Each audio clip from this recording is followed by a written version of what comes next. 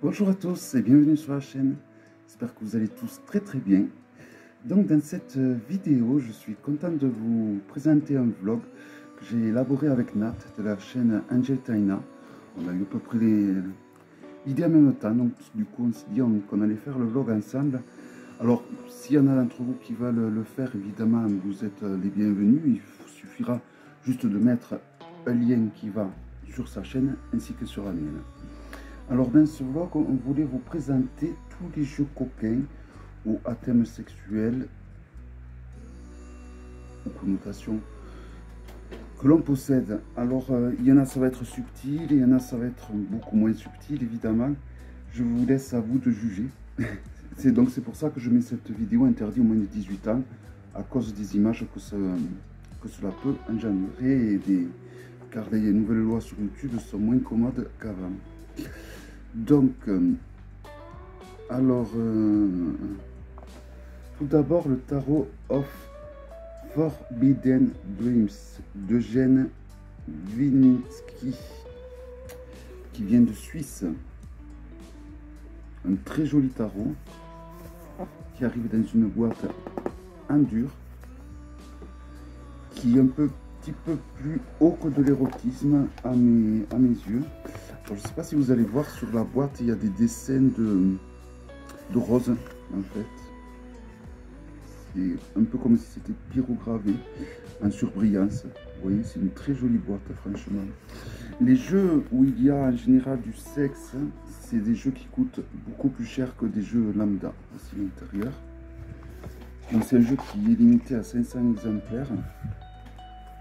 Alors il y a un guidebook que je n'ai jamais traduit. Il faut dire que le jeu en lui-même, je ne m'en suis jamais trop vraiment servi pour le moment. Je l'ai juste regardé. Voilà, donc c'est un guidebook en noir et blanc, entièrement en anglais, où il propose 176 pages. Voilà l'intérieur de la boîte.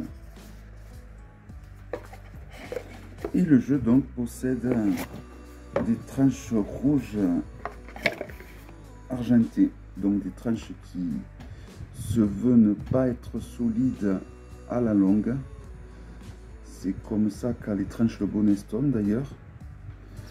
Celui-là il est en bon état car je ne l'ai jamais utilisé tout simplement. Alors j'ai divisé les mineurs des majeurs, voici le dos.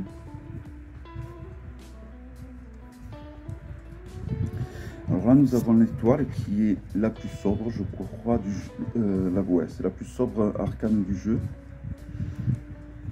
Là nous avons la lune. Voilà, alors évidemment si vous voulez voir la présentation entière de ce jeu, je vous invite à taper le titre sur le moteur de recherche de ma chaîne et évidemment je le propose. Alors j'essaie quand même de vous montrer des images un peu soft.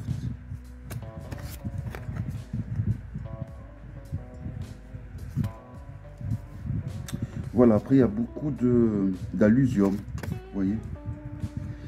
C'était une époque, l'époque victorienne, je pense que c'est l'époque victorienne, mais était une époque très... ceux qui avaient beaucoup de moyens étaient souvent débridés d'un point de vue sexualité. Alors, ça c'est l'arcane de la tour. J'avais jamais fait attention qu'il y avait le diable sur les deux arcanes, en fait, sur la tour et sur le diable forcément.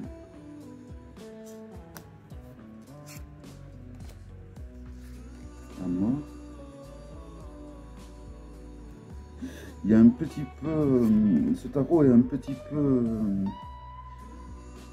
cet arcane par exemple me fait beaucoup penser au marquis de Sade un peu. Alors le dos est assez explicite, hein. Il y en a pour tous les goûts. Voilà, c'est un tarot très libertin tout simplement, c'est un tarot libertin. Alors est-ce que ce genre de tarot existait à l'époque? Je ne sais pas, mais ce genre d'illustration, je pense qu'elles existaient à l'époque. Voilà, donc je vais vous présenter quelques mineurs. Donc ça c'est juste pour le plaisir de la collection évidemment. Le hiérophant Mais pourquoi pas? Pourquoi pas? J'ai jamais trop réfléchi à quel genre de tirage, pour quel genre de tirage on pouvait l'utiliser. Alors là, nous avons le roi de bâton, dans toute sa magnificence, si je peux dire. Le cavalier. Alors, les personnages de cour, on les reconnaît. On a ce petit symbole alchimique, toujours pareil, qui nous aide à reconnaître l'élément. Le 10 de bâton. Voilà. C'est un jeu qui ressemble beaucoup au tarot de Casanova.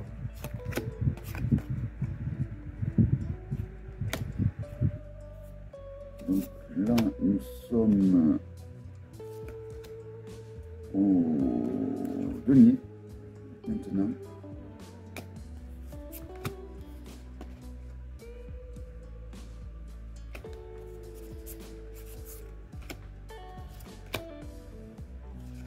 Donc il y a beaucoup de diablés sur certaines, sur pas mal d'arcanes, je réalise.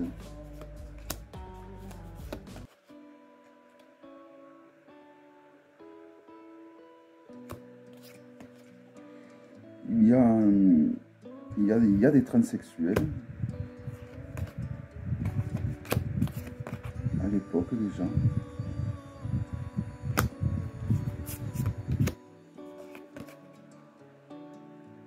Les épées. Regarde le 10 des épées. Voilà, c'est un des rares jeux où le 9 et le 10 des épées, du coup, ne sont pas cataclysmiques.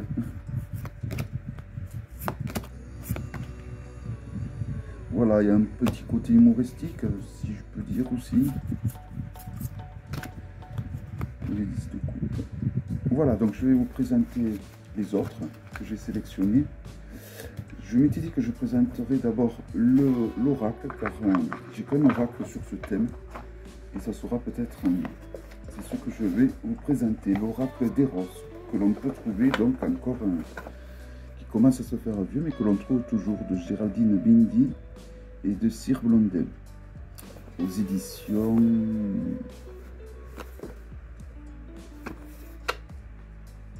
Le Souffle d'Or.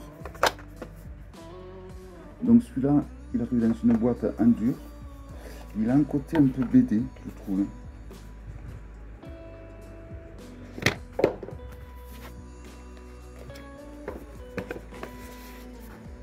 Donc il y a un guidebook assez bien fait, je trouve, avec beaucoup de tirages pour vraiment profiter du jeu pleinement. Il est entièrement en français, en noir et blanc, et il possède 150 pages. Voilà, un joli guidebook. Le dos des cartes. C'est des cartes qui n'ont pas de contour,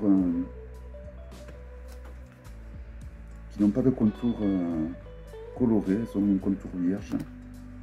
C'est des grandes cartes. Je ne sais pas si j'ai ma carte du Grimm ou non, mais bon, c'est par exemple, je vous présente une carte du Flux Arcana, qui est un tarot lambda. Vous voyez, il y a de grandes illustrations.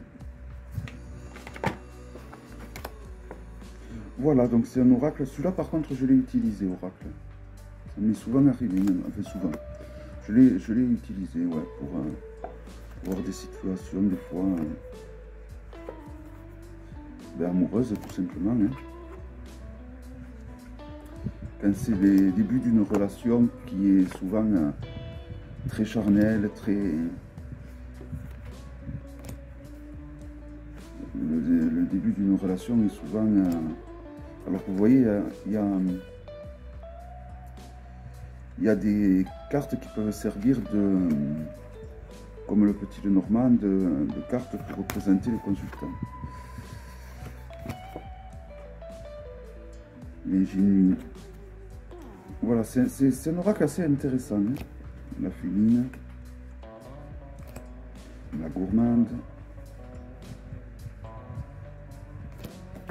l'insatisfaite, l'audacieuse. On peut appuyer là où ça fait mal, là où on a des problèmes au niveau d'ordre sexuel également, pour des problèmes d'impuissance par exemple, ou autre, l'aventureux, l'expert. On peut faire beaucoup de choses avec cet oracle, je trouve. Tout comme les tarots au final que je vous présente, le tortionnaire.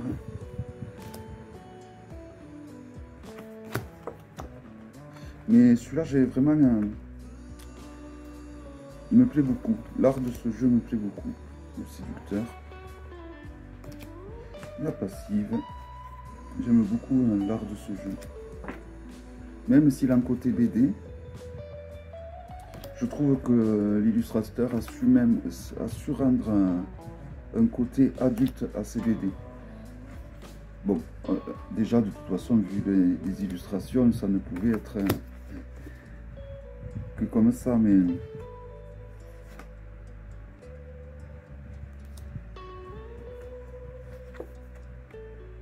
Voilà, et puis les tirages qui sont proposés sont très très intéressants. Le masochiste. Donc on retrouve beaucoup de pratiques sexuelles. Hein. On peut parler aussi du complexe d'Oedipe avec l'arcane de la mer, l'arcane, l'absus, la carte sorcier,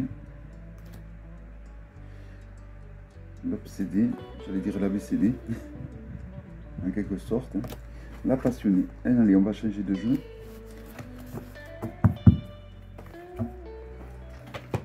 Alors là,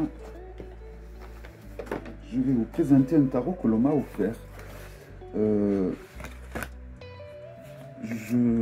Alors, la personne qui l'a créé s'appelle...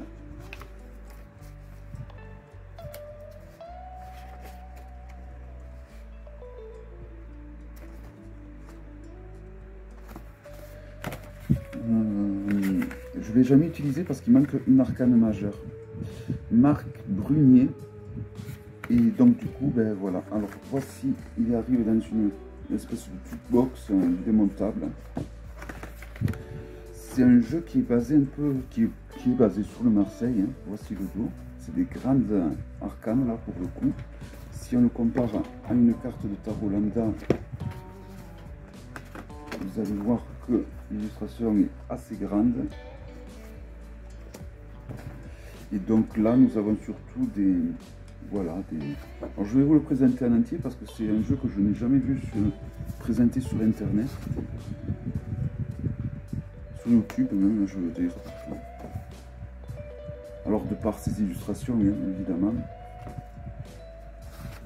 Puis bon, moi je ne l'ai jamais présenté parce que bon, c'est vrai que le fait qu'il y ait une arcane qui manque, je trouve que bon, c'est pas... Je trouvais que c'était pas intéressant. J'aurais pu peut-être lors de certains vlogs. Alors j'ai déjà fait ce genre de vlog. Hein. Alors la papesse, elle est dans tous ses états.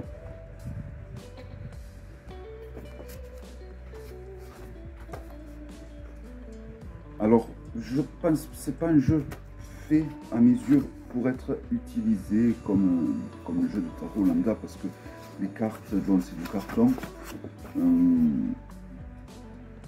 À la limite, on peut choisir une arcane et à partir de l'arcane qu'on tire, ça donne le thème du tirage ou le thème du blocage. Et toujours donc pour travailler donc sur les blocages sexuels. Ça peut être intéressant. Mais comme il me manque une arcane, ben, du coup c'est un jeu que je n'utilise pas. Et il aurait pu être sympa à l'utilisation, je trouve. Je trouve que l'idée des illustrations sur celui-là sont très judicieuses, même si ça peut paraître bizarre. Alors après, c'est à nous à rendre vie au jeu, hein, par rapport au tirage qu'on va inventer, par rapport à l'inspiration qu'on va avoir. Hein. Alors j'ai pas vu l'arcane qui me manquait du coup. Il faudra que je le mette de côté, que je voie laquelle c'est qui me manque.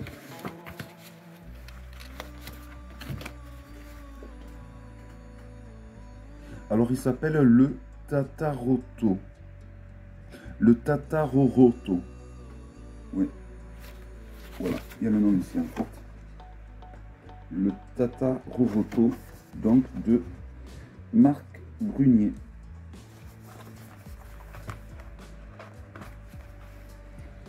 Alors ensuite, le tarot des abysses. Pareil, il y a beaucoup d'images, de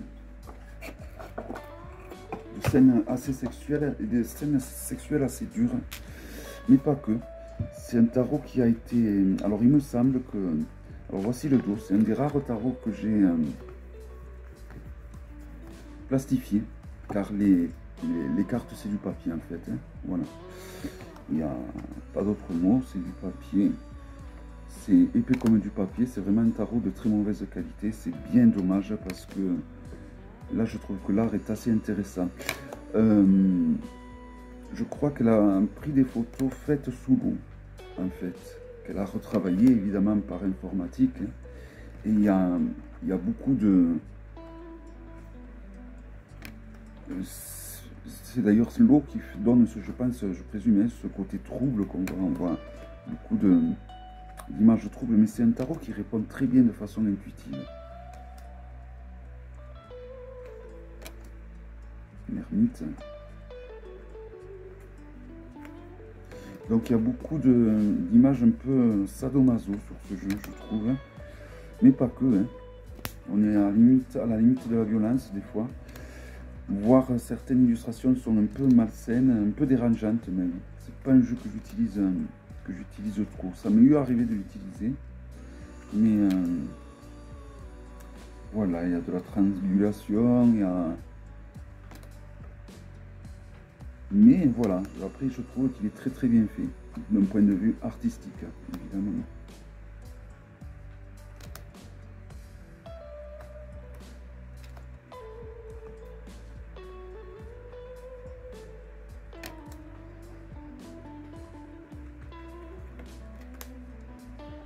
Voilà, pareil, ce jeu je ne l'ai pas trop souvent vu. Et voilà, on le trouve sur Etsy, celui-là, le tarot des abysses donc. Et voilà, il faut que vous sachiez que le jeu est très très fin. Ça serait à refaire, je ne le plastifierai pas.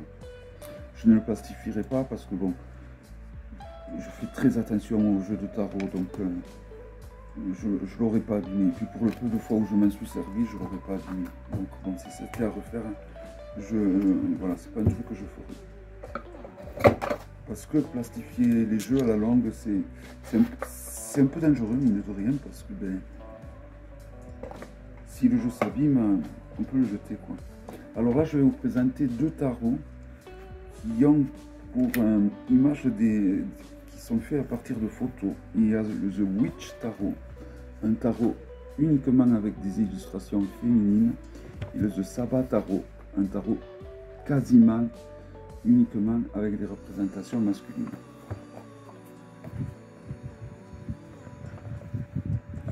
Alors je réalise que j'en ai oublié un, et pas des moindres. Voilà.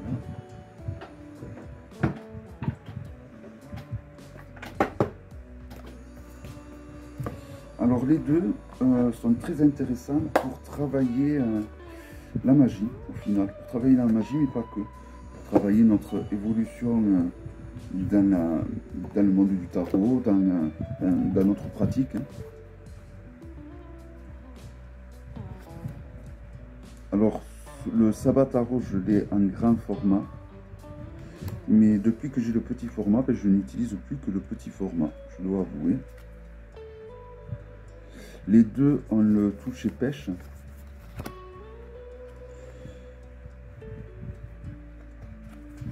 Voici le dos.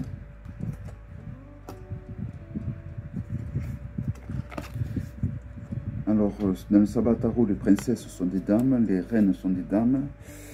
Et je crois qu'il y a également l'arcane sans nom qui est une illustration féminine. Il y en a quelques-unes quand même, l'impératrice. Et le Sabbat Tarot se veut un peu plus provocateur quand même.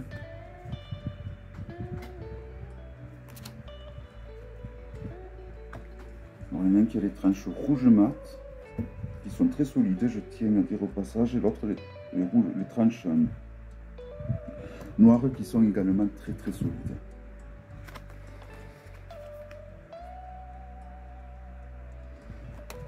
Voilà, alors les deux sont super jolis, je trouve. Hein.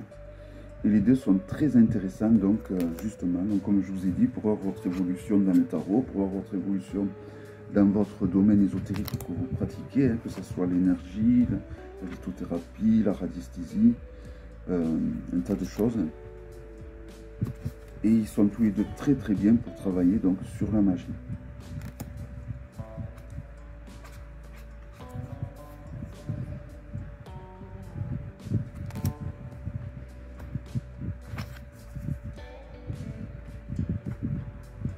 Hop, voilà.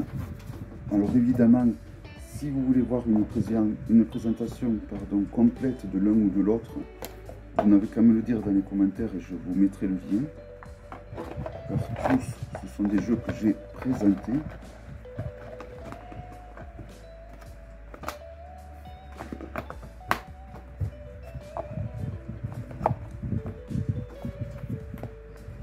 Alors le Sabbat Tarot est très bien, je trouve, pour travailler sur notre magie.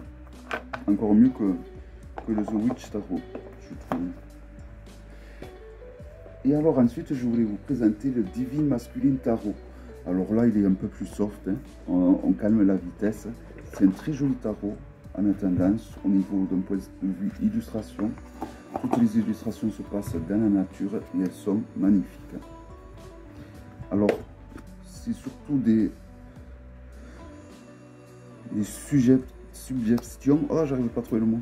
Je vais pas y arriver. Vous voyez la maison Dieu, hein, elle est très phallique. Voilà, ça reste quand même très soft à comparer de ce que je viens de vous présenter. Et donc c'est l'un des rares jeux, celui-ci, qui permet de travailler sur le masculin sacré, où il y a eu un gros travail qui a été fait de la part de l'auteur pour travailler sur le masculin sacré. Il y a un guidebook, mais il y a surtout, non, il n'y a pas de guidebook, il y a un PDF, mais il y a surtout un énorme livre qui a été fait donc où il y a plusieurs méthodologies donc pour travailler sur le masculin sacré. Donc si vous avez un coup de cœur, surtout n'hésitez pas, parce que c'est vrai qu'il n'y a pas beaucoup de jeux qui permettent de travailler sur le masculin sacré. De connaissance, c'est le seul qu'il existe. Et en plus, honnêtement, moi je trouve que d'un point de vue graphisme et art, il est au top, quoi. Et en plus, donc, comme je vous ai dit, il y a une super méthodologie qui a été créée, qui va avec ce jeu, que je ne me suis pas procuré parce que je ne ressens pas spécialement le besoin donc de travailler sur mon masculin sacré pour le moment. Peut-être que ça viendra. Voilà, donc vous voyez les illustrations de celui-là sont quand même beaucoup plus soft que les tout premiers que je vous ai présentés.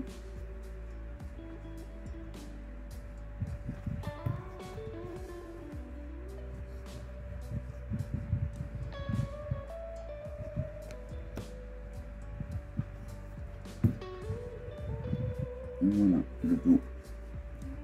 Et il a les contours marron très foncé. Je pense qu'on le voit noir, mais je ne sais pas si on va le voir marron à travers la vidéo.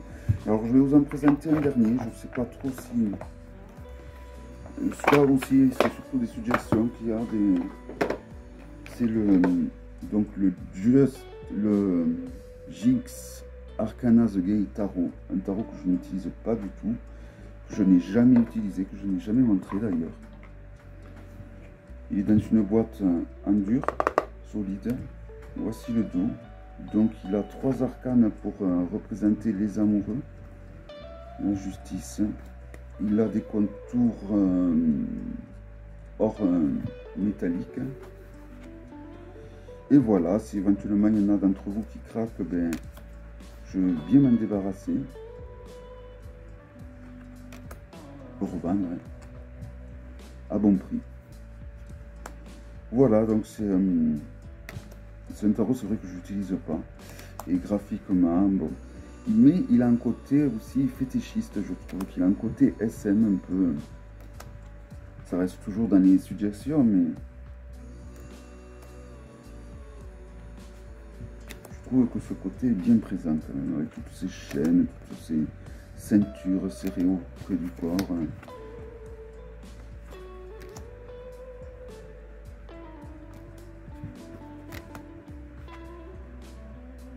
Voilà. Donc, du coup, je ne sais pas si les... Je pense que les contours sont de bonne qualité, parce que ça fait un moment, plusieurs années que je l'ai, ils n'ont pas bougé d'une once. Voilà, donc j'espère que ce vlog vous aura plu. Et surtout, n'hésitez surtout pas à aller voir le vlog de Nat. Je pense qu'elle a de belles petites pépites à nous montrer. Et je vous dis donc à très bientôt pour une prochaine vidéo. Bye bye.